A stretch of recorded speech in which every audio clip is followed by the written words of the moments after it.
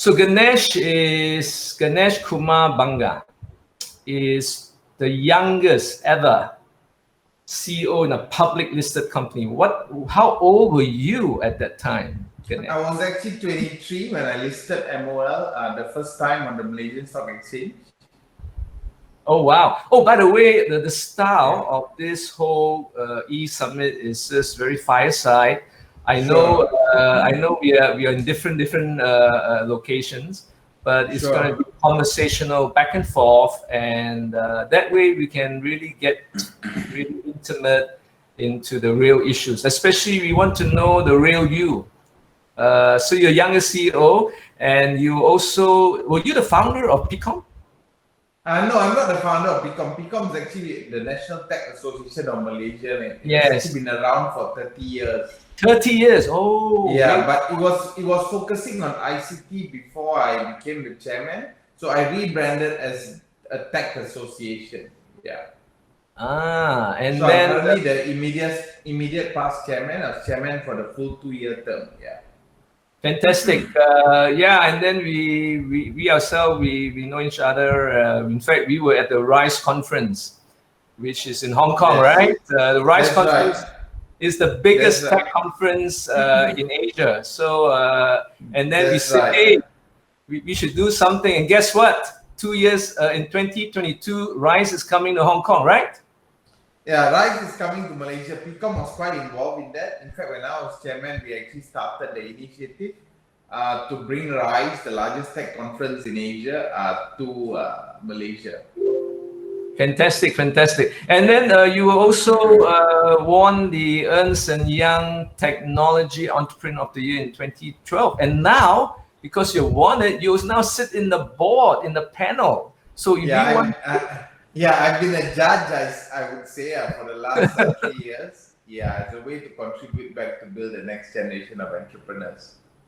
Yeah, and then you're the first internet company in Southeast Asia to be listed in NASDAQ. So these are all incredible achievements. Welcome to the 9 new norms to COVID-19 and digital transformation. So I heard you come from Johor Bahru. Is that right? Yes, that's right. Yeah, I was born and was raised in Johor, JB. Yeah. There is a story in the media, a famous story that you were in Singapore and then you saw Bill Gates in some TV and then you said, I wouldn't be that. I was operating a cyber cafe in Johor Bahru at that time. I was a cyber cafe operator and I saw Bill Gates on TV and I told my boss at that time, who later became my partner, I want to be the Bill Gates of Malaysia. And you are. So people are calling you the Bill Gates of Malaysia. So you achieved that all these years. Sure, thank you. Yeah, that was actually just before my Form 5. Just after my STM, so I was part-timing in a cyber cafe when that happened. And then after that, I actually started studying in UTM. And after studying, I actually dropped out of uni in my 3rd year of uni to start MOL. So you're like Steve Jobs and Bill Gates, who saw opportunity, did not complete their studies. So it is true. It is true. Yeah, I don't encourage the young to do that though. So I don't want people to just drop out of uni after hearing this story. Yeah, so I don't actually encourage that. Yeah. Yeah, but it happens, and yes, we're not going to give the message that you can be the Bill Gates or Steve Jobs or even Mark Zuckerberg. So study important, but sometimes when a lifetime opportunity comes, you just have to grab it. So Vincent Tan was your first. Yeah, so when I was 20 years old, Vincent Tan actually invested in my company. Wait a minute.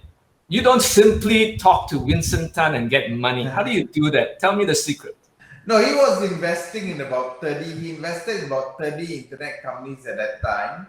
And so through one of my friends, I approached him and pitched first to his people, and his people brought me to pitch to him, and he invested 2 million ringgit in MOL at that time in the year 2000 when I was 20 years old. 20 years old. So were you confident? Were you like shaking this. Oh my God, it's actually Vincent Tan from the Jaya Group. How was the experience? So I'd say I was a bit less confident than I am now, slightly less confident. You're very humble. That's great. So and then how long do you take to get it right? Did you get it right at the very beginning? In terms of getting the business right or getting the model Yeah, the right? model, the model. No, look, the business took a long time at that time. I think it took us 7 to 8 years to get the model really right. And that's really because at that time, the market was not ready, right? I mean, the year 2000, how many people were buying online? And we started an online payment gateway in the year 2000, right? And when I started talking to people saying what I'm doing, they were like, how do you make money from nothing? You mean what? You collect money and, people didn't understand it. Today, 20 years later, everybody is purchasing using e-wallets, right? We started, I would say, one of the pioneer e-wallets in Malaysia. So in many ways, some people call me the godfather or the grandfather. Maybe grandfather is more appropriate. Grandfather of fintech. Godfather. Yeah. Grandfather, not grandfather. Yeah. So I think, yeah, definitely pioneer. You didn't have, you have nobody to follow, at least in Malaysia. Yeah. And internet is new. People, so this is, so it's amazing that you say it took 6-7 years to figure out. I've been accused by some of my peers that say, "Hey, Robert, sometimes you don't know what you're doing," and I'm figuring out. I'm figuring out. If you take 6-7 years today to really figure out your business model, or the term is find product market fit in digitalization today, you're dead. In the year 2000, you can take 6-7 years because you don't have competition, right? But today, you should do it within 6 to 7 months. If you don't figure out the right product market fit within 6-7 months, I believe you'll be dead. Yeah.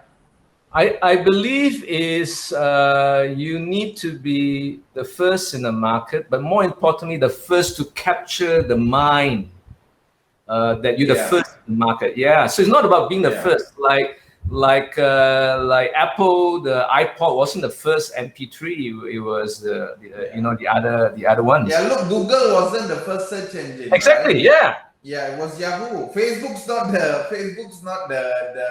first social network. It was Friendster, which we also happened to acquire about 10 years ago, right? I know. So I would say that it's not about being the first, but there's a terminology in the Silicon Valley called product market fit, and I think finding product market fit is actually key to actually developing a successful digital strategy, right? Now you may ask what is finding product market fit? So really it is tailoring your product for the right market. You see, let's say I give you an example of retail. So if you look at retail, succeeding in retail is really about location, right? If you find the right location, yes, if you find the right location, as you mentioned, then basically you will do well, right? Yeah. But in online, there is no location, right? Your competitor is just a URL away. So what's really important in terms of generating product market fit is actually finding the right market and then tailoring your product to suit the market. In other words, in all marketing terms, is finding your niche, right? And so a couple of years ago, a couple of years ago, I actually found a Silicon Valley accelerator called Protex that actually turned that process of finding product market fit into a methodology, right? And so how do you find product market fit, which is key to digitalization? Number one is market discovery, finding your right market, right? Wait. Let's do this. So market discovery. Market discovery is number one phase. Yeah, understanding your customer basically, right? So you need to find your right customer, know how big it is, and then second phase is market messaging. Basically, getting the messaging, getting the right message to that group of customers. So tailoring your message, tailoring your creativity to that customer, right? The third is really a market outreach. So then finding the right channels to reach your customers. For example, if you're launching a product targeting professionals, you should not just market on Facebook. Your marketing should be focused on LinkedIn, for example. Yes, but if you're targeting the mass consumer, then you should actually advertise on Facebook, right? And even on Facebook, when you advertise, you can actually target, right? You can do retargeting. Does that make sense? So you can basically target to the right customer as well. So that's market outreach. Yeah. You mean like demographics and? Yes, that's right. Interest, right? Why Facebook is such a valuable business is you can actually target your advertising to people with certain interests, right? So if somebody likes shoes and you're selling shoes, then you can target or they like sports and you're selling shoes, then you can target the people that would buy your shoe, right? So your advertising is actually more targeted and therefore will generate a better impact or return, right? And finally, the fourth is market outreach. Market results. So after market outreach is market results. So it's market discovery, market messaging, market outreach, and market results. Now, what is market results? Market results basically is taking and seeing what you did worked or not, right? So unlike in a retail environment where you can't change what you've already renovated, in an online environment, you can actually change and test, right? So you can do A/B testing, for example. So if it doesn't work, it's okay. Just change your messaging, right? Change the channels you outreach, and then you try again until you've actually reached that optimum product market fit, right? And that essentially, in a nutshell, is the methodology that we teach in GrowthX. So I actually licensed the academy and brought it to Malaysia. So tell us a bit about GrowthX. In fact, last night we had a good conversation. And we definitely want to collaborate. We have this Purple Youth entrepreneurship. It's for youth trying to be entrepreneurs. So tell us about this GrowthX. Is the Silicon Valley? Yes, the Silicon Valley Accelerator and Academy.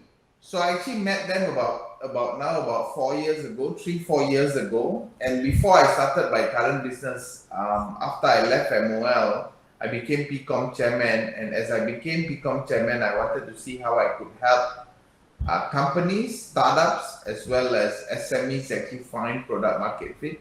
Also corporates as well find product market fit, because a lot of corporates were launching the digitalization, were launching internet products, but which were not successful because they were not able to find that product market fit. And they were searching for success in the wrong place. They were actually searching for success in technology or the product. But success, whether online or offline, is not found from the product, but it's actually found from the customer, right? I'm a big believer of Sun Tzu, know your enemy, know yourself, 1,000 battles, 1,000 victories, right? So you need to know your customer first. And if you look at market discovery, that's all about knowing your customer, right? So I met this group of entrepreneurs in the Valley, and they had the same challenges that I had when it came to investing in entrepreneurs and startups. In the sense that entrepreneurs and startups were too focused on their product and themselves, to be honest, and not enough on the market and the customer, right? So they then came up with this methodology to find product market fit and turn it into a syllabus that can be taught. And together with that, they also had an academy that teaches growth marketing. So we teach people how to do digital marketing, but we call it growth marketing because digital marketing today is a overused word, right? All right. It's an overused word, right? I prefer the word growth marketing and performance marketing a bit. Then the second is user experience. In Malaysia, our user experience for our products are quite weak. Just look at our mask price, because we all haven't flown on Mars, so maybe not a good example. We may forget, but Mars makes you actually press many times to actually go to the next program on the, like you have to go through 10 episodes before you go to the next season. Yes, many years ago they had that. So that's bad user experience, right? And then the third is, of course, finding that sales strategy or finding the right customer. So we also teach sales, right? And sales today is very different from sales 10 years ago, right? So why is it different? Because today you can do, for example, you can do lead gen online. In fact, today the only way for you to do sales is actually doing lead gen online, right? So the most effective way of doing sales today is actually doing an ad on LinkedIn, for example. You're selling products targeting professionals or targeting businesses, and that generates you leads, and then you can follow up on the leads through Zoom or whatnot, just like what you're doing right now, right, Robert? Yes, yes. Yeah. So how long is this program, this GrowthX? So we've got many syllabuses. Actually, Alice Fung, I just saw her. I think she's in this. Actually runs that for me. So I've invested over the last 3 years about 10 enablers, e-commerce enablers within the ecosystem. If I can just touch about that, then I'll go back to GrowthX. So I've invested. So about 4 or 5 years ago, I looked at this company called Shopify. You heard of Shopify? Yeah, of course. Right. So Shopify about 4 years ago was trading at $25 on the Toronto Stock Exchange and also the Nasdaq. I think at the dual listing. And so I bought it. Yeah. You invested in Shopify?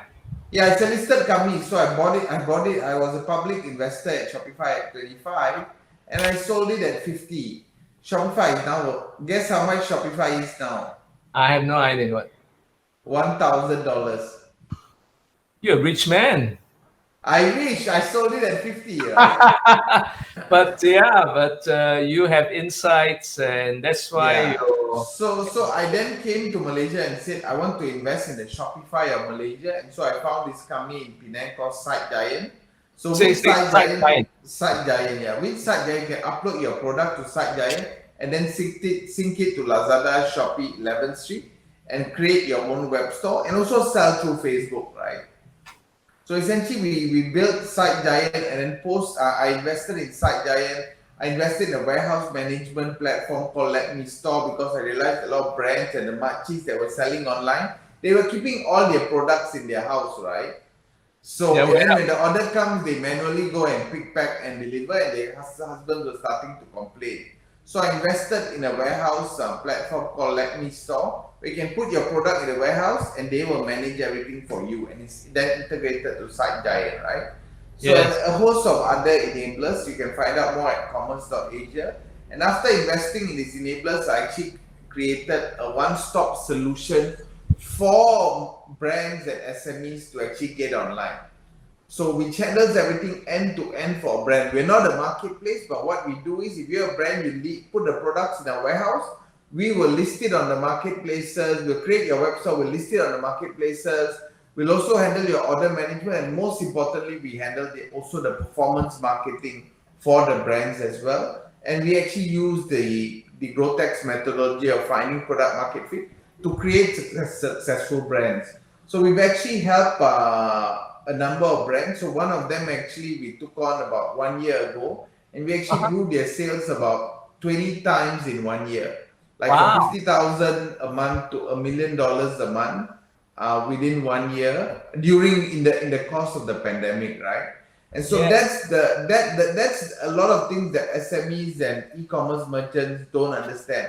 They think selling on e-commerce is easy, and then they try and they fail and they stop there, right? The fact is, to actually sell on e-commerce, to actually succeed on e-commerce, a lot of that is investing in performance marketing and digital marketing.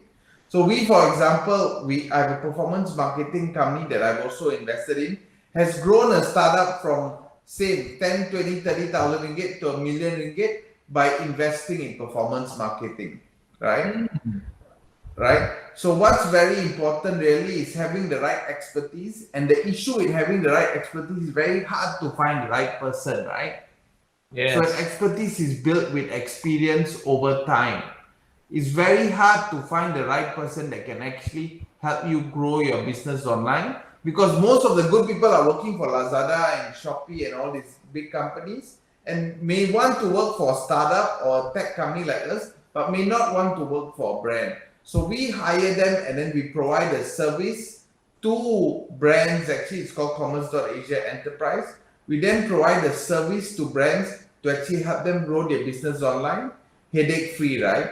And you may ask, what are the two biggest challenges in growing your business today? Yeah, what are the two biggest? Yes, what? The first challenge really is growing the business itself, right? It's creating demand, right? And the second is making sure that the supply meets the demand, right? So once you have people buying, getting the supply to meet demand. Now for brands to do it themselves, they face a number of challenges. The first challenge they face is when they actually try to sell their product online, what happens is they don't know how to actually get customers to buy, right? Because they haven't found product market fit, they don't know how to do their market outreach, they don't know how to do performance marketing. So we help in that, right? And then the second thing is, once you build the sales, especially in the current environment like COVID, where sales can double, triple overnight, then they cannot deliver the sales because they don't have the right fulfillment system, they don't have the right warehousing management platforms to deliver that. And a B2B warehouse that serves your retailers are very different from B2C warehouse that actually serves consumers or e-commerce companies. Now you may ask, why is that a warehouse? It's very different, because a B2B warehouse, you take 10 products and deliver to one retailer, right? Yes. Right? Whereas a B2C warehouse, you actually take 10 products and deliver to 10 people, or 100 products deliver to 100 people. So you need different systems, different processes, and that's an investment on its own, right? So we kind of take that headache off the brands, and we want to target brands that already have a high brand recall. And after taking that off the brands, so the brands can basically outsource their entire e-commerce operations to us. And we've achieved many successes in it, including the example I gave you, premium bedding brand, we grew them 20 times. So that is a retail. That one you said. It's a retail brand. They were about, I think it was tens or not tens of outlets across Malaysia, and their retail sales online was very small, right? I think they do something like 200 million online at the time, and the retail sales was 500,000. So we grew that very quickly to become like 10-20% of their sales, right? And so that's the future of retail. It's going to be e-commerce. I saw a statement recently. I don't know whether you guys saw it. I think the owner of Mydin made a statement that he's concerned. Yeah, he doesn't believe that e-commerce is going to be the future, and he's worried if e-commerce becomes the future because it's all foreign operators, right? And he's very right. For some categories on the marketplaces, you will see that it's populated or majority populated by products shipped from. Yes, that's right. China. Right? But why is that?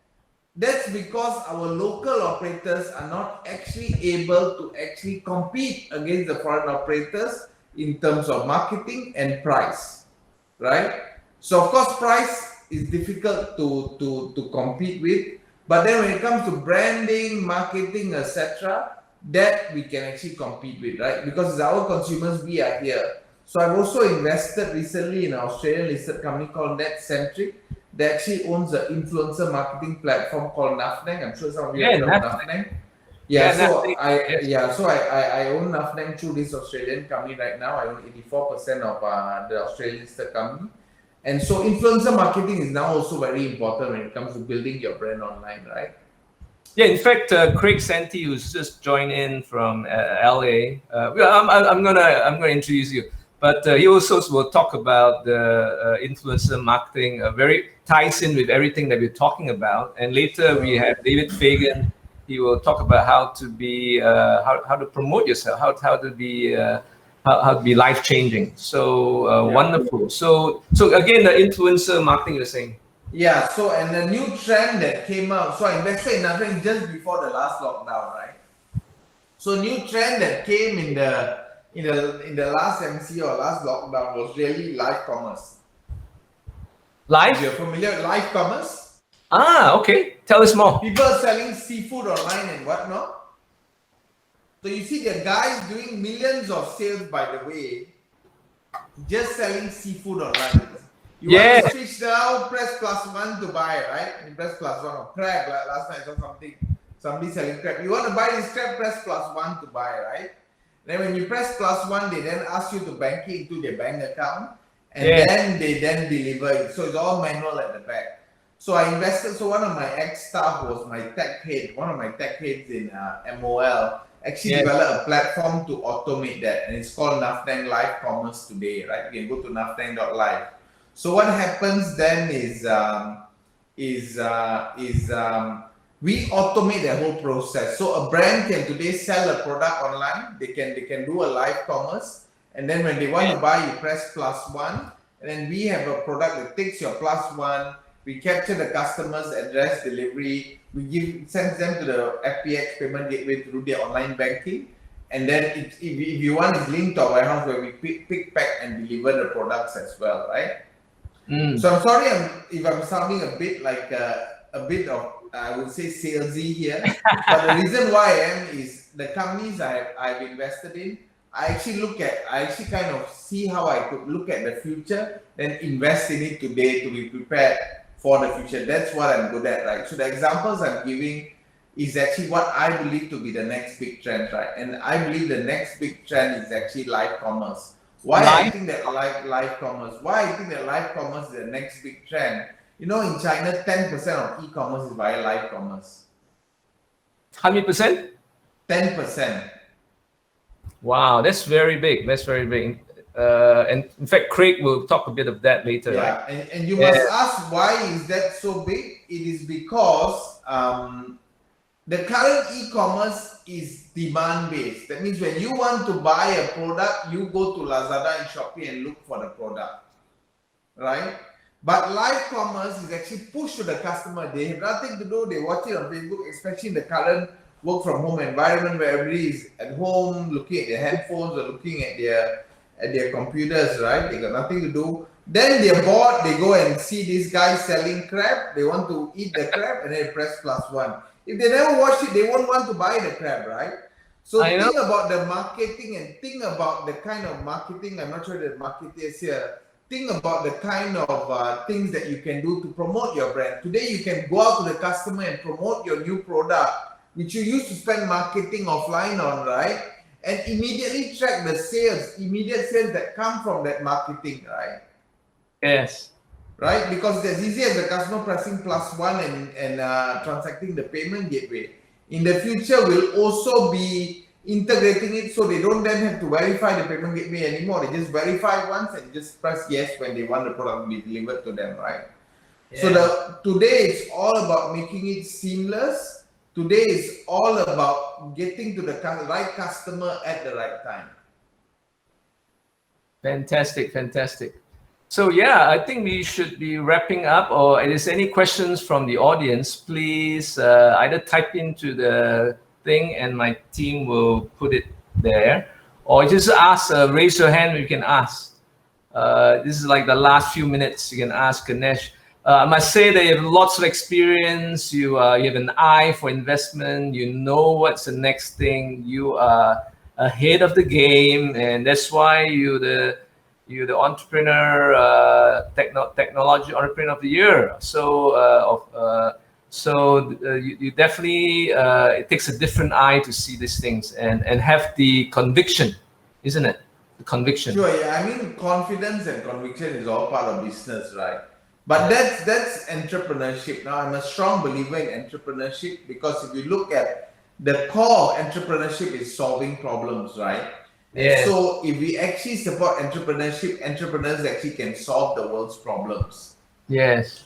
So which is why now, as I look at the next step, I'm actually looking at grooming the next generation of entrepreneurs to see how we can actually help them solve the world's problems, right?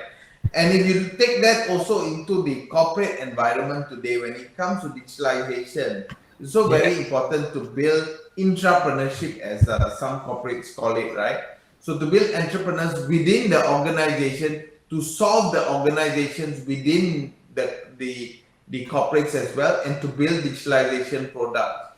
So I'm now looking at initiatives how to, for example, co-invest with corporates to build these intrapreneurship products as well. So these are some of the things that we're doing. Now the problem about innovating in a corporate is it's kind of very difficult because of the I would say the boxes around innovating in corporates. So that's where, you know, as outsiders, I'm actually looking at now investing in some funds that partner with corporates to actually digitalize themselves. That's very interesting. So you're saying that this intrapreneurship, you're creating entrepreneurs within a corporate setting. So they have, for instance, bank is so conservative. They have some banks here, there's UOB and Islamic Bank, there's some senior executives here. So they're thinking, hey, bank, I'm just a manager there. What can I do to be an entrepreneur? Can we talk a bit about that? That's right. So look, I think the biggest issue with the large giants, and it's not just banks, the telcos and whatnot, with innovating is the already set, I would say, boxes they have in operating within their organization, right? Now, because of the entrepreneurship and solving problems, it's all about ticking out the box, right? So when you operate within a box, you can't innovate. You need to get out of the box, right? So it takes somebody from the outside to come in to work together with somebody on the inside on innovating. And that's where GrowthX can come in as an academy to help or in terms of training. But sometimes just providing knowledge is not enough. You also need somebody to come in and partner with the corporates. And that's something that we're looking at right now, right? How can we co-create digital products, for example? So the word now is co-creation. How can we come in and partner with corporates to co-create digital products? Yes. And entrepreneurship come in and co-create those digital products with the corporates and then take it to the next level. So the other issue that corporates kind of face when they work with startups and entrepreneurs, and this people have been talking from Kingdom Come, right? Startups should work with corporates. Now the issue is that the wavelength or the language length of a corporate and the entrepreneurs are very different, right? So for example, valuation, a corporate works on price earnings, startup works on discounted cash flow, right? Yes. In the future, I'm going to make 10 million of profit, so I want you to value me at 100 million today. And I only want to sell you 10% of it for 1 million. Corporate say, what? I can build this on my own and I'll own 100% or 100% of it. So the corporate is thinking of building it on their own. The startups want very high valuations, right? But what we are thinking of right now, what I'm looking at the next generation is how can we come into a corporate and say, look, let's co-create this. It'll cost $1 million. You come up with maybe 40-50%. I come 40-50%. Or we see who provides more value, and you can, and the person who provides more value can have majority in the stake, and then we co-develop and build these products together. Fantastic. So yeah, so this co-creating is fantastic. It's like, yeah, so because a lot of corporate, although they're good in what they do as a bank or as a manufacturing or retail, but they may not have the expertise, generic expertise of you and I. Where like a consultant, I don't. A lot of time the clients ask, "How do you know? What do you know about industry?" I sometimes say I don't know anything, and yet I could give much more creative ideas than someone in the industry because we have this thing to see outside the box. Because you're in the same industry, you price off the same solutions that the client has, which is not useful at all. Yeah, so I saw somebody raise their hand. I think Suen raised their hand. Suen, yes, please, Suen. Yeah, Ganesh, I'm actually quite interested to hear that you are coming up with companies that will partner with the banks and other bigger companies, right? So I should have mentioned that. My actual question is, what industries do you feel would be ready for that? And what's the difference in the startups part? How will the startups partner with the older companies? Because I've seen some banks try it, and it has a lot of the times it fails miserably halfway through. Yeah, so Suen, maybe you can just give a background of what organization you're from. I'm from CIMB. I'm in a department of CIMB that does digitalization. So I am very familiar with a lot of the pain points that you guys are talking about. Even the one that you guys aren't talking about, which is majority of the time, a lot of it is politics as well as a very old-fashioned mindset. Right. So you see, when I'm talking about startups, it doesn't mean getting a startup from outside the bank and bring them in to actually partner with the bank to do it. Because the problem with the startups is the mindset is just too far away. The corporate mindset, the startup mindset is just too far away, and that's why, as you rightly mentioned, it's actually there's a lot of failures in that. But what if we as an outsider could come in and invest in an entrepreneur, somebody within the organization, and partner with a bank, for example, right? So we invest some money, the bank invests some money, and the entrepreneur within the organization then runs it, and each of them can have equity, right? So we come in as the person that has digital expertise, the entrepreneur has knowledge expertise, and the bank then provides the first market or whatnot. And you know, we in my previous career, we have actually created a number of successful digitalization projects. For example, MOL's first channel when we started at that time was actually 7-Eleven, right? So we started through 7-Eleven, selling our online game credits. We were the biggest online game payment platform in 7-Eleven. Until today, MOL Pay, which is now called Razer Fintech, is the biggest e-commerce payment platform in 7-Eleven. And people used to go to 7-Eleven, and we actually created that whole trend of going to 7-Eleven to pay for e-commerce or pay for online games, right? At one point, MOL was valued higher than 7-Eleven. So that's an example of where we leverage on the channels of a corporate, but operate as an outside entrepreneur, actually creating the digital product that then generates revenue for the corporate and also generates value for the corporate that's the investor of that venture, as well as the third-party investors of that venture and the entrepreneur. So we're looking at more ventures like that, and from my experience, I'm looking at seeing how we could actually help in that. Does that make sense, Suen? Yes, that makes sense. Just one other part of the question was, which industries do you feel will you be targeting first, or do you feel that are more ready or more open towards such a partnership? Look, so the industry that I'm currently operating through, that I'm currently trying to innovate through commerce.asia is of course retail, right? That's something I'm already doing. And how we're doing that is based on an outsource model. So the brands outsource the e-commerce operation to us. We look around from innovations from all over the world and then implement it for the brands. And today we're also working with banks. Since you're from banks, so we're working with banks. So banks have clients in the retail industry that maybe banks have lent to, and after lending today in the current lockdown, those brands, those retailers that they've lent to are suffering basically, right? So we can come in and help grow their sales. So that's one example of how we have been working in terms of innovating in the retail industry. But I'm now taking that model and then taking it and seeing how we can innovate in more industries as well. So I don't think there's a limit on what industry today is ready for digitalization. I think the question is what industry is not ready for digitalization. Does that make sense, Suen? Yep, thanks. Right? So you look at the industry and see, look, what area of this process can be actually digitalized, and then digitalize that process. Okay, is there anything more? If not, I think that's a bit time. I think Craig is going to go next. So Ganesh, I salute you for your tenacity, your innovation, and being the trendsetter. So let's help people. You said read your article, write about you that you want to help the next generation of entrepreneurs and youth. So let's help each other. We're in the same boat. So let's inspire them with our wisdom.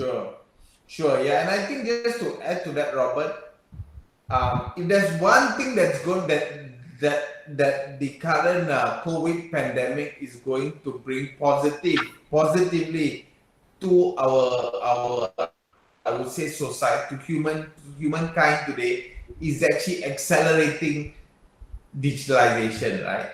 COVID is the best chief digital officer the world has ever had. Right? Because today we are forced, in the last 1 year, we are forced to adopt digitalization. I'm sure you all have heard it many times, right? Now the challenge is how do we successfully implement digitalization? And again, I repeat what I mentioned earlier, that's about two things. It's about knowing your customer and reaching your customer correctly, and then being able to fulfill the demands of the customer. Does that make sense? Yes.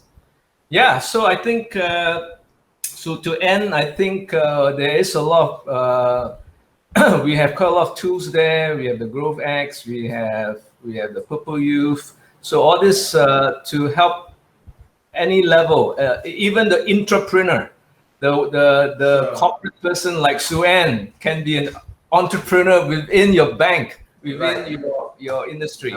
So if anybody wants to reach out to me for a bit more details, of course you can reach out to Robert as well, but I'll just put my email address in the Yeah. in the chat group. Yeah, go ahead. So, and then we'll collaborate. Oh, sorry. Let me just, that's the wrong one. One second. Wrong one, Ganesh at commerce.asia, right? Ganesh at commerce.asia.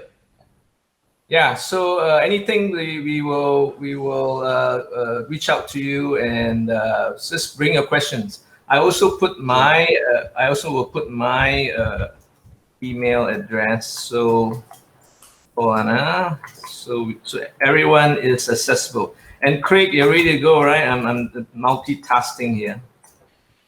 Ready to go. Wait. Hold on. You're Hollywood style, right? Okay. So Ganesh, I thank you for taking time from public holiday. I like that you meditate in the morning and you have that spiritual element. So even though you're all money and entrepreneurship, there's still the spiritual part of you, which we talked about a few times. Entrepreneurship is not about money, right? Entrepreneurship is about solving problems. Money is just a measure of success. Thank you. So you've been a great inspiration. Everyone give him a clap. Thank you, guys.